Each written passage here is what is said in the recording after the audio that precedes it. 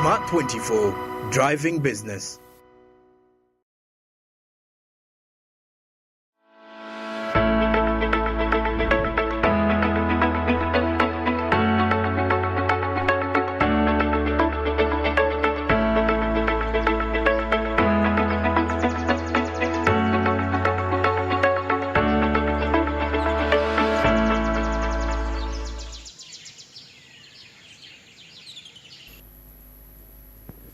Well, a very good morning, and you're watching Smart Minutes Business here at Daily Kickstarter. And of course, today is a Monday, guys. We are wrapping up the month, and this is the last week of the month of September.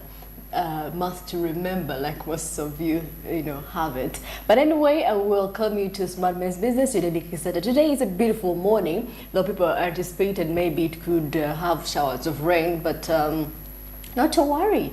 You gotta start your day with vibrance and, of course, good vibes. So then, of course, don't forget that we are here as Smart Business to give you information that you could have missed out over the weekend. What's been trending in regards to business. My name is Masika Time, and of course, with Godwin Batman, we're going to be driving you all the way to 9:55 a.m. So stick around. Good morning, Andrew. Good morning, Mercy. How are you? I hope it was a really good weekend. I had a very well rested. It was peaceful. So we're glad we're in our final week of the month. So I hope you guys are all excited. You're about to get your salary at the end of the week. How are you planning for it? I hope you're not spent it already before it even comes. But yes, good morning. We're hoping to have a really good show today. We have some really interesting topics that we're going to dive into today, so we're looking forward. And of course, don't forget that the markets in Zabu are there, and of course, they're going to be opening in an hour's time. So if you want to invest in government bonds and securities, as Zabu says, your money, your future, and of course, you can reach out to them if you dial in their USSD code, that is *292#. Okay, and of course you can learn about the products, or you can go straight to the bonds.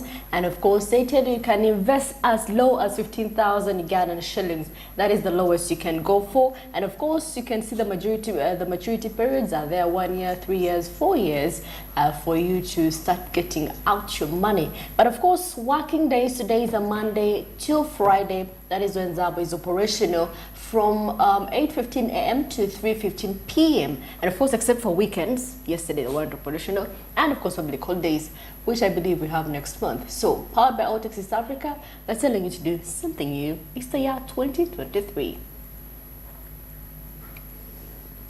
Well, speaking of the year 2023, and of course speaking in the month of September, we've had an expected seasonal change.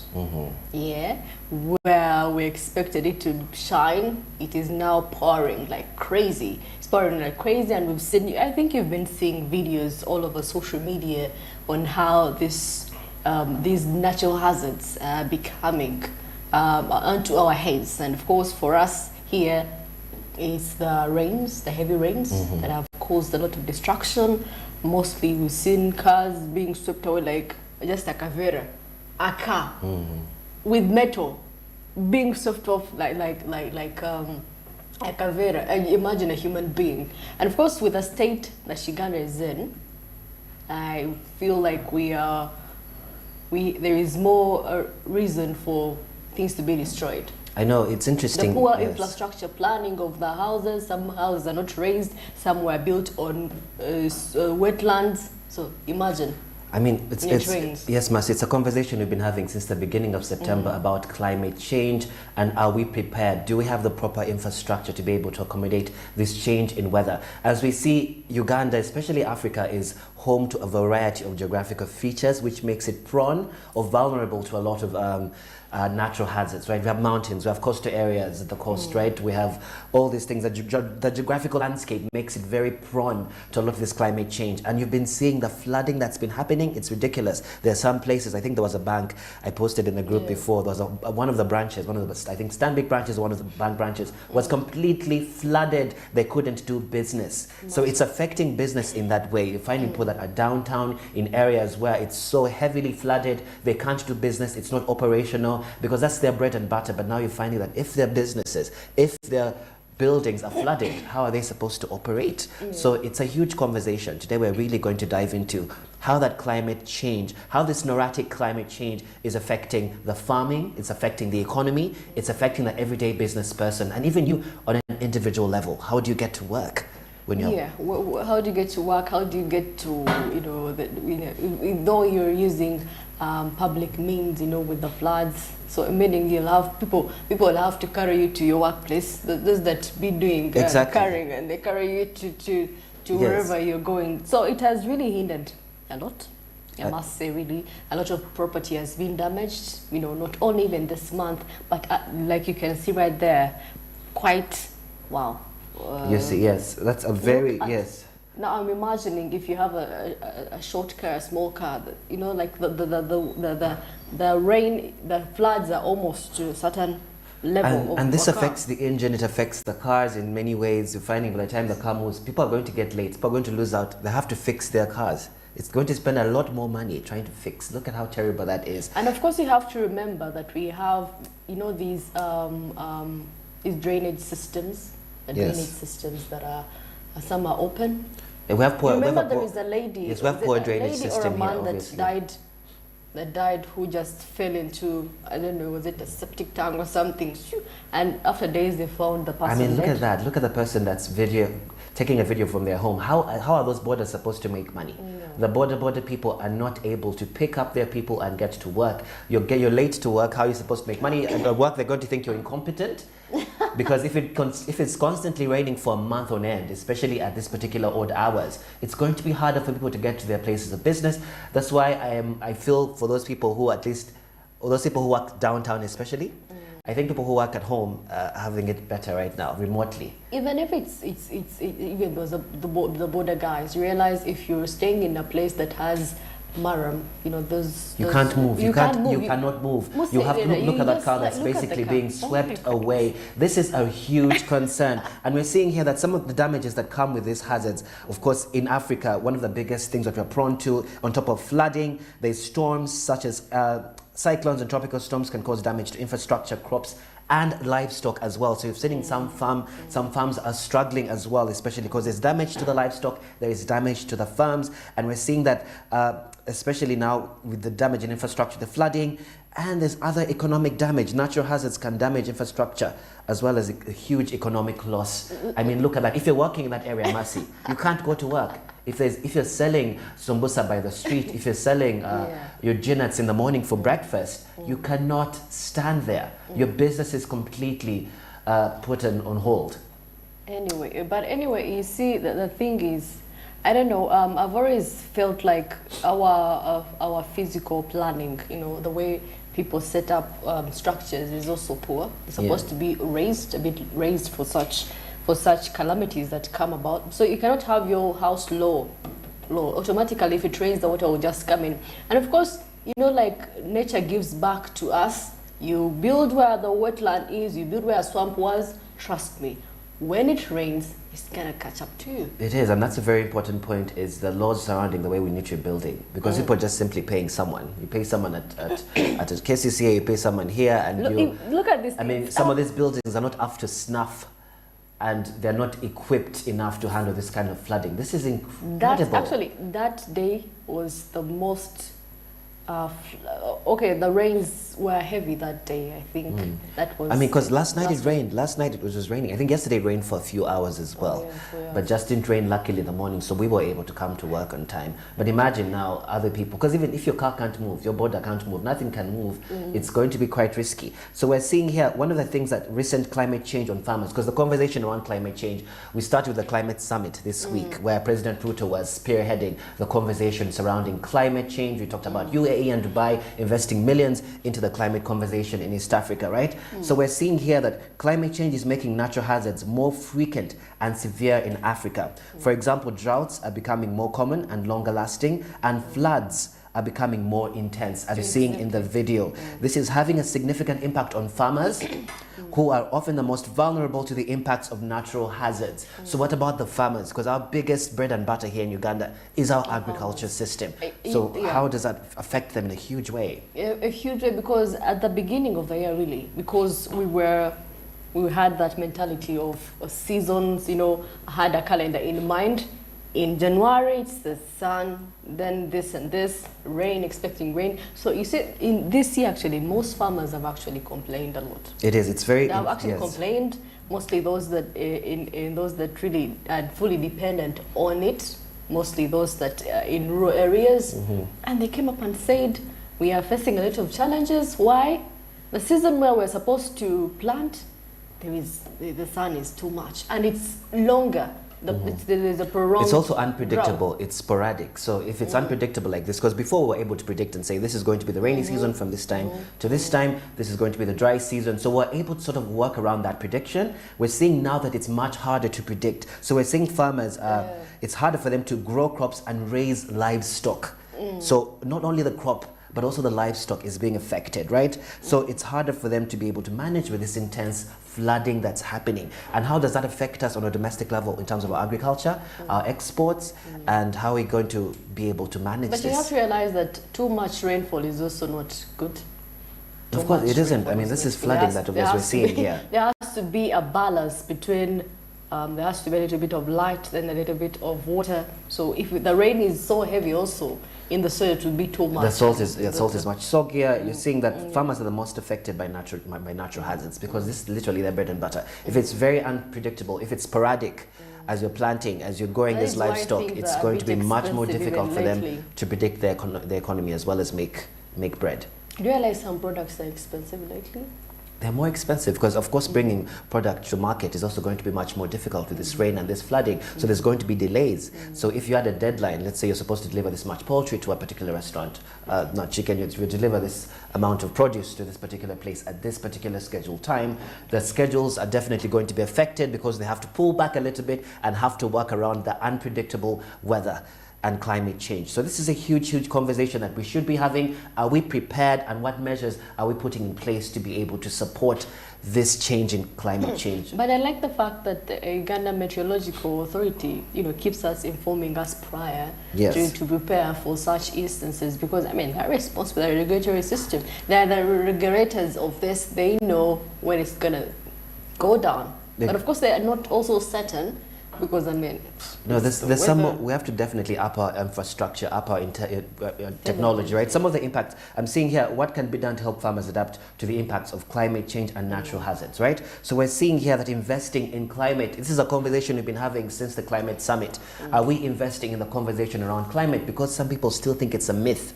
Some people still think there's no change in climate. It's just a thing that's happening naturally. So they're not prepared. Many economies aren't prepared. So we're seeing resilient agricultural practices, right?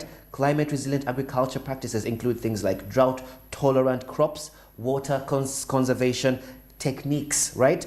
And then soil erosion control measures. Some of the ways in which we can prepare ourselves. And then we can provide our farmers with access to financial services, because some of these farmers are so farmers need access to financial services such as microcredit and insurance. And we talked about microfinance last week and some of the things they can do, right? And of course to help them cope with the financial losses caused by natural hazards. And another thing that can be done, because we're all about providing solutions here at Smart Business, is improving early warning systems. Something that you talked about is, are we able to predict if there's an early warning system? Farmers are able to work around those warnings, right? So by improving these early warning systems, you find that it can help farmers to prepare for and mitigate the impacts of these natural hazards. So if we're basically warned in advance, as we're at the Meteorological Center, we're able to look at and say, you know what, around this time it's predicted there's going to be flooding, the rains are going to be much heavier than usual. Are you prepared? So if there's an alert sent out to a lot of farmers, so they can prepare at least in advance, there should be something we can do. I just feel like we need, anyway, there has to be, we are advocating for people to have smartphones and all that, because why? We're going to reach in an era where we have to incorporate, predictions and all using our phones. Exactly. Just maybe punch your phone in the air and it will just predict afternoon at 2 it's raining.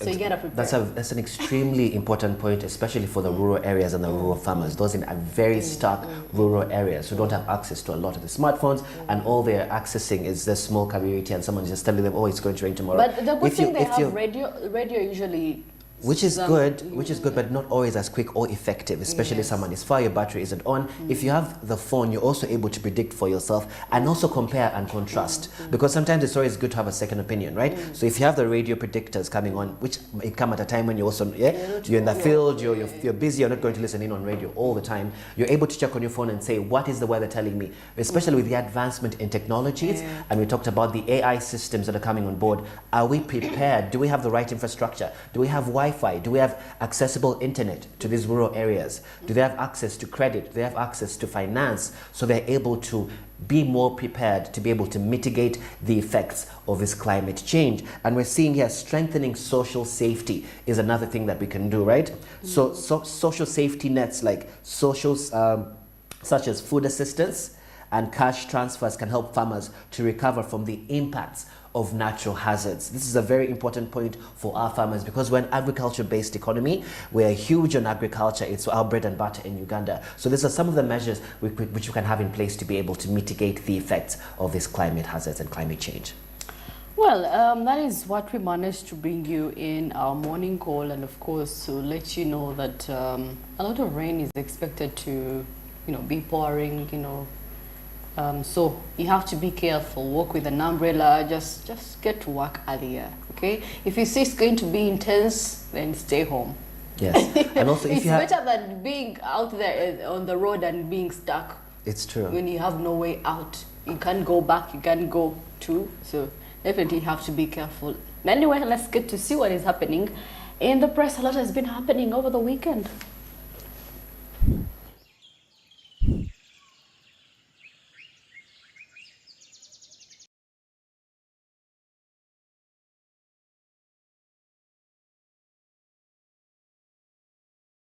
Well, of course, with me, I have the Daily Monitor, and of course, the headline here, over 600 rebels stuck as CMI detains leader.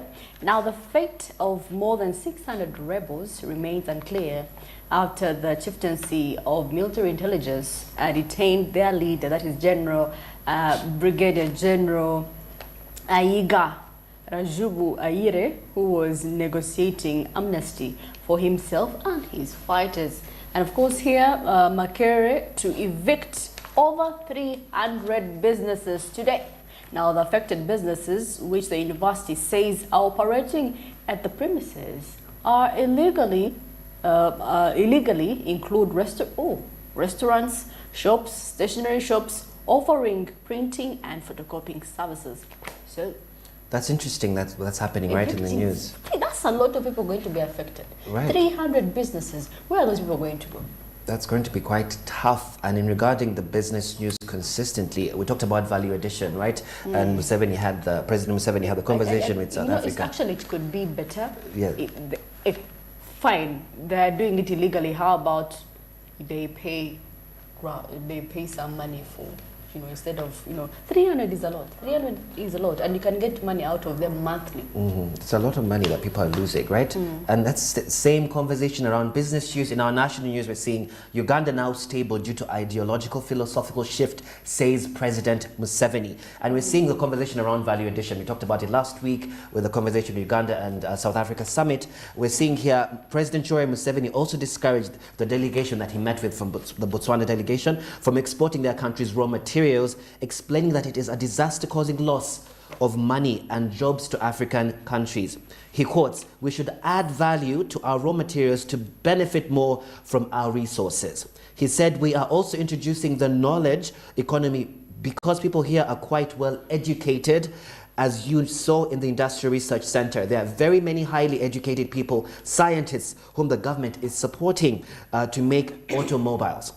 So we're saying vaccines and all that. Now that is all part of the long stabilization of the economy, because you cannot have a backward country with an increasing population and you think that you will have stability. He continues to say, you will get instability at a certain stage. The economy transitioning from raw material production to industrial production is a must, Museveni concluded. So we're moving from that raw material conversation to the industrial conversation, which is a huge conversation around value addition. So we're able to have our very own raw materials and be able to have that processed from an industrial place if we have that invested in, right?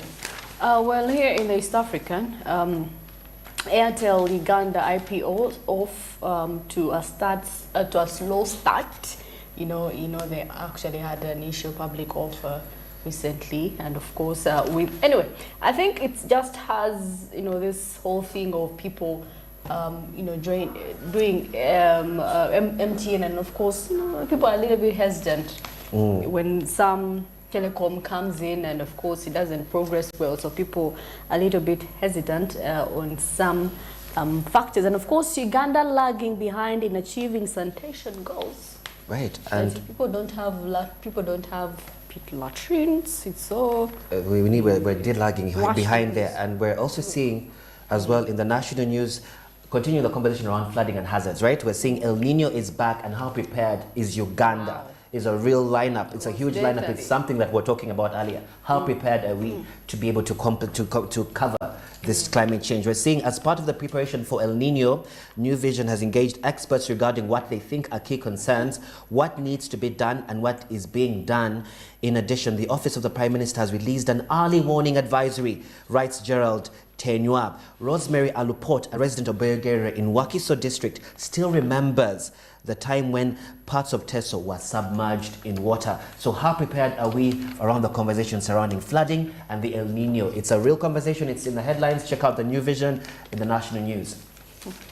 Well, of course, when we talk about this, people take them as jokes, but it's gonna hit you once you realize that these things are coming for you.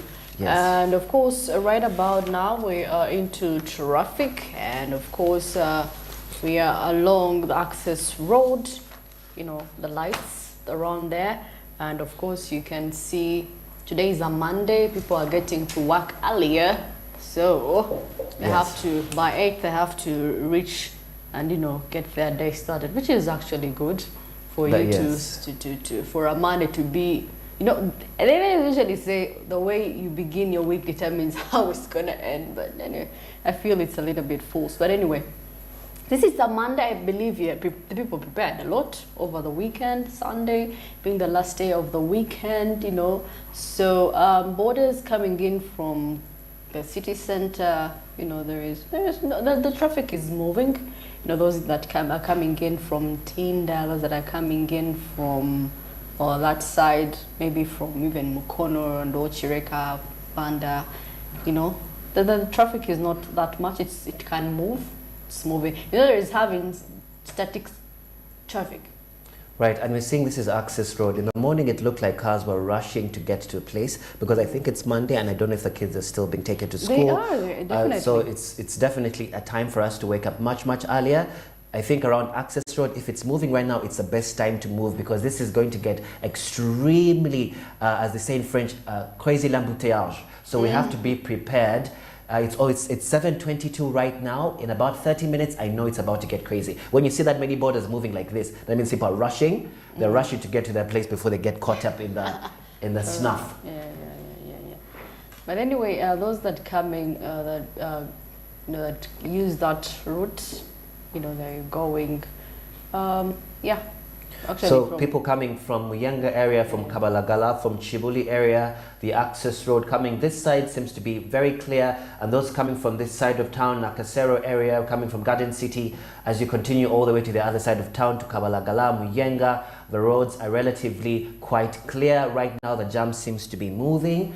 I don't see many traffic policemen. This is the first border guy I've seen with an umbrella. Yes, I don't know what is happening, especially since it's a rainy season. It's very unpredictable with this El Nino, guys. I actually had a conversation with one of them, and they were like, no, that means we have to incur costs if people don't want to pay. I mean, who would want to not to pay? I mean, I can pay an extra 1,000 for that. Especially if it's raining. I mean, just having an umbrella on you could be a very good market conversation, right? You're just selling umbrellas. People that are selling umbrellas, it's a time to sell them on the road. Sell them now. Don't wait for the rain. Sell them now because the season is here. Make some extra money. It's business, right? Yeah. Go out, sell umbrellas. Unless we should start our own umbrella business and start and girls start selling, because you can make that money. This is short-term income. It's short period income that you can start to make around this time. So we're still looking at the access road. It's relatively still very clear. The roads are moving it's quite interesting, because I used the same road to get to work and it was quite heavy earlier at 6:20. I think everyone thought they're going to be, so everyone rushed to move in the morning because they thought everyone was going to move at this time. So people are catching on to moving earlier. No, actually, let me tell you, by the way, it's because it's been a weekend. People are rushing to finish up the work, to do the report and things. People are feeling unprepared. It's the last week of the month. People want to make sure their salaries are cleared, are on point. There is no hiccups. So people are getting to work much quicker, much faster. We cannot blame them, but as you can start to see there, it starts to become a bit more dense, more heavy towards, as you're coming from Ginger Road onwards. So we just need to be moving quickly, but it's still moving. It's still steadily moving around the access road. So people coming from Ginger area, people coming from Chibuli, Kabalagala, Muyenga side, you can use the access road, you can use Ginger Road. Those coming from Nakasero, Garden City area, you can move along this area. But I would warn you, if it gets to 8:30 a.m., especially the unpredictable weather, you know, in Uganda when it rains, jam just comes for no reason, right? So just be careful. It's a very unpredictable season. We need to get on the road and get to work and get our day started. Well, of course, it's 20 minutes past 7 a.m. and that is what is happening at the traffic there at Access Road. So get your car running, get the border guy running, tell him, you know what, we have to reach earlier. But anyway, just to remind you that markets on Zabu are open. They're going to be open at 8:15 actually a.m. And of course, so if you're there, your money is itching you and you don't know where to put it, you can just reach out to Zabu if you dial *292# and follow those prompts right there. There you can learn about the products they have, and you know, you can do market accordingly. And of course, investment is as low as 15,000 Ugandan shillings. So today being a Monday and it's not a public holiday, Zabu is operational. So when it clocks 8:15 a.m, knock knock, please reach out to them. And of course, still 3:15 p.m. That is, these people work very well. 6 hours of work. Wow. No stress. No stress. And of course, except for public holidays and weekends, Zabu is fully operational. Of course, they're powered by Alltech East Africa, telling you to do something new. Well, Smart Mess Business goes for a short breather. We shall be back. What is happening away from Uganda, East Africa, and of course, happening internationally in regards to business. Don't go away.